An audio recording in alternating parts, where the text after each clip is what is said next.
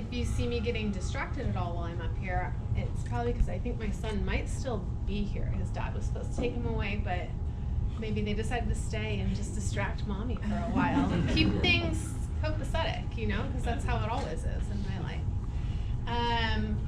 When Laura Lee told me the topic for the month, I know it's always like a word, and she said it's free, and I was like, what do you mean? I need parameters.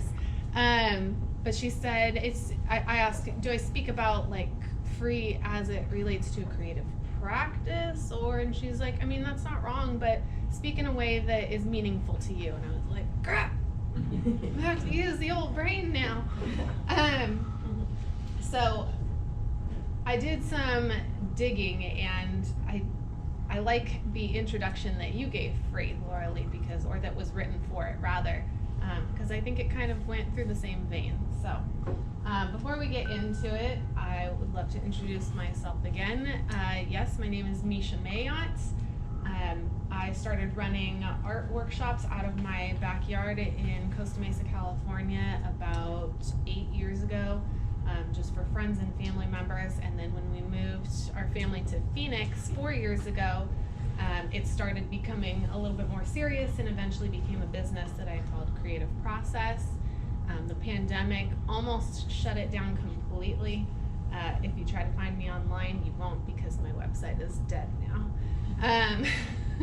But I'm still on Instagram and still really, more importantly, staying connected with my community. So the workshops are not happening the way they used to. I used to partner with local businesses, coffee shops, chiropractic offices, and do workshops out of their businesses. And we tried to move them online, and it didn't really work out the way that I had planned. So I'm mostly just doing private events now. So that's why there's a lack of social media presence now. But who am I at my core, at my essence? I am an artist. I am a writer. I am a mom and a wife. Those things are in that order for a reason, because they used to be flipped. I used to put motherhood before everything else, and the last few years have taught me that that's not sustainable for me. I was an artist before I became a mother, and I've found, if you're a parent, maybe this resonates with you. You can't let your kids become everything, because then you develop resentment towards them. So I have learned that being an artist and defining myself as an artist is actually one of the most freeing things that I can do for myself. I love to paint my feelings. I like to sing and dance and be creative in a lot of interesting and weird ways, and I don't always let myself do that. So if you're anything like me, maybe you felt this pull to do something creative but stopped yourself, or maybe you regularly feel a pull to sing out loud or make a funny dance, but you don't, because you're like, oh, what if that looks weird or sounds strange? So let's talk about free. What does it mean to be creatively free? I think, like anything else, it's going to be a little bit different for each of us, right? And we're not specifically talking about freedom, but it is related. So as I was trying to write out what I was going to say today, I had to frame it in a way that made sense to me. So I went with creatively free, but then I said, what does the word free really mean? Like, I know what it means, right? I know what it feels like, I think, but what's the definition? So, courtesy of my kids' Webster's New World Dictionary, we have some definitions. Turns out there are a lot of definitions for the word free, so buckle up. Mostly adjectives. Number one, having or enjoying personal rights or liberty, not a slave or not in prison, as in the prisoners were set free, or this is a land of free people. That sounds nice, right? Number two, existing under or having political and civil liberties. The U.S. is among the free nations of the world. I feel like in America, especially, when we talk about free, these are probably the first two definitions that come to mind for most people. Like, that's what we mean. Categorically, academically, this is what it means to be free. Number 3, not under the control of another. Independent, as in a free press, or just a free person, right? Now we're getting a little more subtle with our definition here. So let's keep going. Number 4, able to do something at will. Wow. Careful, my motherhood is showing here. Anybody else just love the idea of being able to do something at will? Just not being hindered, right? At liberty. You are perfectly free to disagree with me, and you are, but I hope that you don't. I would love if it said, you're perfectly free to go paint. If someone took my kids every morning and just said, you are perfectly free to go create art now, I would be like, thank you so much. I'm out of here. See you in 6 hours. Not tied up, fastened, or shut in, loose. These are some of my favorite examples of this whole slideshow. And this, I just pulled this straight from the dictionary. As soon as the bird was free, it flew away. Sit with that one for a moment, with that imagery. And imagine yourself being a bird. What are you tied down by? What would it take to set you free? And what would you do once set free? Would you fly away? Grab the free end of the rope. Hope I don't get misty-eyed. Have you ever felt like you need someone to throw you a rope? Like you're so stuck in a hole that maybe you dug, maybe you fell into, but you're trapped. You can't see a way out. And if you could, you might not be able to take that way out. And it would be really freeing if somebody would throw you a rope that you could grab the free end of to get free from that hole. Number 6, not bothered, troubled, or held down by something. Free from pain, free of debt. What else could we throw in there? Free of fear, free of responsibilities, free of obligations. What would your word be? Number 7, not busy or not in use. The phone booth is free now. How about the art studio is free now? That one makes me happy. We're almost done, I promise. Number 8, without charge, without cost, 2 free tickets to the CreativeMornings meeting. Hooray! Number 9, with no blocking, open or clear. This is my second favorite example of the whole slideshow. The harbor was free of ice all winter. That gives me some imagery that I can work with. Imagine if our minds were free of ice, free of blockages, and we were always free to just create whatever we wanted, whenever we wanted. So a couple little extra definitions. As a verb, to make or set free, as in he freed the raccoon from the trap. That is my least favorite example of this whole slideshow. And as a noun, freedom, the condition of being free. Makes sense, right? So what we're going to do today is we're going to talk about how we can use the verb to achieve the noun so we can describe ourselves with the adjective. Okay? In his book, Failing Up, actor Leslie Odom Jr. writes, deeper creative freedom waits for you on the other side of your fear. Has anyone read Failing Up, by the way? Has anyone seen Hamilton? I actually haven't. I know, right? You gotta go. It's on my list. It's a long list. I don't have a lot of free time, you know what I mean? Leslie Odom Jr. Was the first actor to play Aaron Burr in Hamilton.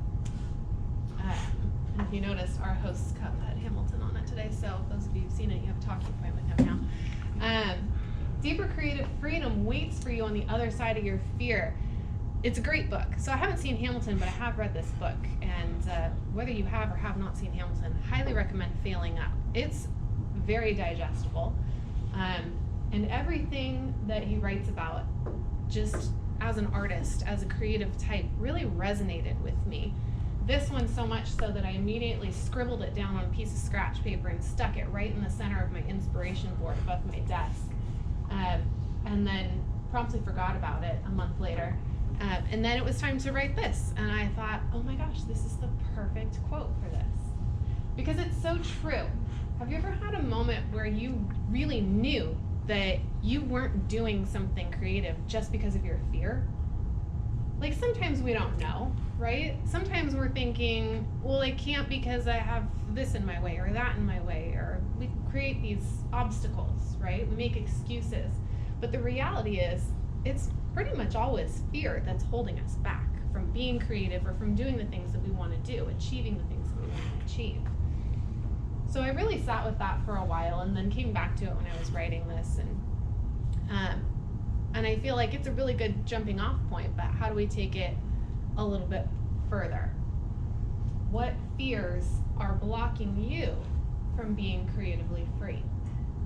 So I know you've heard a couple of mine peppered in here, but if you're open to sharing, because I'm a workshop facilitator, I can't just talk at you this whole time. If you're open to, I would love to hear just a word or a phrase, something like one thing that you know blocks you, a fear that you know blocks you. Does anybody want to share? What would it look like to other people? What would people think? So fear of what other people are gonna, like judgment maybe, what other people are gonna think of it. Responsibility. Yeah, fear of shirking your responsibility. I feel that one a lot. Being alone. Fear of being alone. Yeah, What's it gonna cost? that's a big one. That hits free from two angles. What's it gonna cost? What's it gonna cost financially? What's it gonna cost socially? Hits free from a lot of different angles actually, right? Yeah. Messing up the blank page. Messing up the blank page. Why do we do that to ourselves? It's just a blank page, especially if it's digital, right? Like, why do we do that to ourselves? We can't mess it up. Where did that fear come from even? Okay, so do we see that we're in good company here? We all have fears that block us from reaching our fullest creative potential. Okay, so how do we move those blockages? Got another good quote for you here. Any classic rock fans? In their song Already Gone, Eagles sing, should I sing it? I don't know if I can. Now I can't call up the tune. Oh, don't you hate it when that happens? So oftentimes it happens that we live our lives in chains and we never even know we have the key. So earlier we were talking about that imagery of someone throwing you a rope. And that's good, right? If someone throws you a rope, if someone helps you out, you're not going to be like, no, I got it myself. Well, maybe you will, but I advise you not to, you know? Grab the rope, but ultimately someone throwing you a rope is not someone rescuing you, right? They're helping you. You still have to take hold of the rope. You still have to get your feet on the side of that dirty hole and climb up, right? You have to make the decision. You have to put in the effort to get yourself out. And that's what this means to me, is that we each have the keys to our own freedom. We have the keys to unlock our own chains and set ourselves free. But then there's another fear that comes up. What is it going to feel like to be free? What if I don't know what freedom feels like? And it's better if I just stick with the devil I know, rather than try to check out the devil I don't. What if it's easier to stay locked up, to hold on to these excuses that keep me trapped, and to say I can't create. I can't create. I have small children. They are always in my office. I can't create. I don't have enough time. I can't create because I don't have the money to buy the supplies that I need to create what I want to create. What if we stopped making those excuses, though? What if we took a step back and said, is that true? Or do I just feel comfortable with this story? What if we decided that we might explore some of these keys and see if they'll turn the lock? We know we have the keys, because if the eagle's word is gold, then we truly have the keys. Now we have to decide to use them. And maybe we don't know which key is gonna work for which lock. Because we probably have more than one chain, more than one lock that we need to undo, right? So we have to try a few different things. So what's the key to your creative freedom? I don't have the answer because it's gonna be different for each of us, right? Yours will be different than yours, will be different than yours. What I wanna do though is tell you some of the keys that I've found for myself. And every time I use one of these keys, I unlock another little lock. Sometimes it gets locked again and I have to come back and unlock it, but I have found things that always help me, at least in some small way. If you're open to it, I would like you to try some things with me now. The first thing is moving your body. And if you are an avid runner or dancer, or you like to go to the gym or something, you know how good it is to move your body. You know how you feel when you're done and how that really resets you. If you're anything like me though, and you don't actually like to exercise like at all or go near a gym ever, that can sound really scary, but it doesn't have to be exercise. It doesn't have to be the gym. It can be shaking. So, we're all socially distanced, right? If you're up to it, put your hands up. Just shake them out. Oh, that feels good, right? Look at those smiles. You can't lie to me and tell me that doesn't feel good. Okay. If that felt good and you want to try a little more, you can start rolling your shoulders with gusto. Like drop your hands down. If that feels good and you want to try a little more, you can stand up and you can try some heel drops. So it's super simple. You rise up on your toes, drop down. Everything's gonna bounce. Everything's gonna jiggle. It's okay. Let it go. Let it bounce. Let it jiggle. Participate.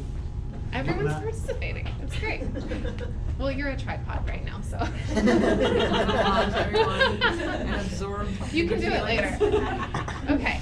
You can sit down if you want, or you can stay standing and do some other weird movement with me and kind of dance around. It's totally up to you. Let go of the fear that you're gonna let. Look, I'm on camera right now. Yay! Do your funky moves. Okay, getting into your bodies. How does that feel? Do you feel like a little bit energized, maybe? Like you could do something now with your day, right? You can be a little more creative, maybe a little more free, okay? Does anybody here do yoga? Okay. So you know how important breath work is with your yoga practice, right? That's another simple way to get into your body. There are lots of different breathing techniques that you can do. One of the most simple ones just for grounding is to just place your hands on your belly and take a big breath in and feel your belly expand on your inhale. And then just feel your belly relax in on your exhale. A lot of times when we try to think about breathing, we start breathing up here and we suck in our belly. So we're like, which is like exactly anatomically opposite to what we should be doing. So want to think about when you're inhaling, you don't have to push your belly out, but you're just allowing expansion. So the breath can come all the way down to the deepest part of your lungs. And as you exhale, you don't have to like actively squeeze your belly in, but just allowing the navel to pull towards the spine to expel all that air to make room for what's new. And when you think about it, you're practicing mindfulness. When you're thinking about every single part of that inhale and every single part of that exhale, that's mindfulness. I promise if you do even 3 breaths like that every morning, you're gonna feel better. Whoops, I lost it. Come back. I got it. Don't panic. Thank you. Okay, another technique for accessing freedom, another key. How many writers do we have in here today? Writers. Okay. Does anybody here do morning pages in their writing practice or creative practice? Yeah? Anybody forget to do it today? Morning pages, if you don't know, is a practice invented by Julia Cameron, who's like the patron saint of the arts world. And it's just 3 pages, although I never get to 3 pages. I do 1 page of longhand, freeform, stream of consciousness writing. And it feels so awkward when you first start because you're like, purple bananas rode a spotted donkey, and it's just like, it makes no sense. Or you're just like, I am not doing stream of consciousness today. I am writing about the horrible dream I had where my husband threw a book at my head, and I know he would never do that in real life, but I'm really, really mad at him this morning anyway. The feeling is still there, and my feelings are valid. It's a good way to just get the pen on the paper and start writing in the morning. It's a good way to just do something creative first thing when you wake up. When you start your day with creativity, that's an immediate unlocking, right? When you start your day with creativity, you're already fueling yourself. Just gonna make sure this stays awake. And let's do one more. I know some of you have pen and paper, and some of you have tablets. Just want to do a quick drawing exercise. So if you don't have pen and paper or a tablet or a phone with like a drawing app on it, that's okay. You're going to get your imaginary piece of paper and your imaginary pencil or pen right here, and we're just going to do it on our hand. It'll have the same effect. But if you have something to actually draw with, that'll be fun too. You can draw on Apple Notes too. You can draw on Apple Notes too. I don't have Apple Notes. That's not my computer, so I'm not going to try to find it. But yeah, you're just going to pick something up here. Like pick the screen if you want. It's a rectangle. You can handle that, right? Or the table with the laptop. Or me. I would love to see if anybody draws me, by the way. Here's the catch. You don't get to look at your paper or your hand or your tablet. You just look at the thing you're drawing, and you don't get to lift your pen or your pencil either. You just draw the outline, just the contour of the thing that you're drawing. Just capturing, all right? I want to see it when you're done. It's scary, right? I can't see it. What is this going to look like? Is it going to look like a 2-year-old drew it? Probably. That's not the point, though. The point is not to create great art that has the keys. You are the one that's done the exploring. You're the one that's going to put in the continuous work to free yourself. So this is written as an affirmation, and I chose it specifically because it's a good take home. You can write this down and repeat it to yourself. You can start your days with this. You can end your days with this to affirm that you have the keys to your own creative freedom, to your own freedom in general. As you accept every piece of yourself, even the parts that you don't like, even the parts that you're afraid other people don't like or wouldn't like if they knew about, as you accept those pieces of yourself and love those pieces of yourself, you begin to not just unlock the chains, but shatter them. So do the movement practices, and do the writing practices, and do the drawing practices, and also do the mindset practices.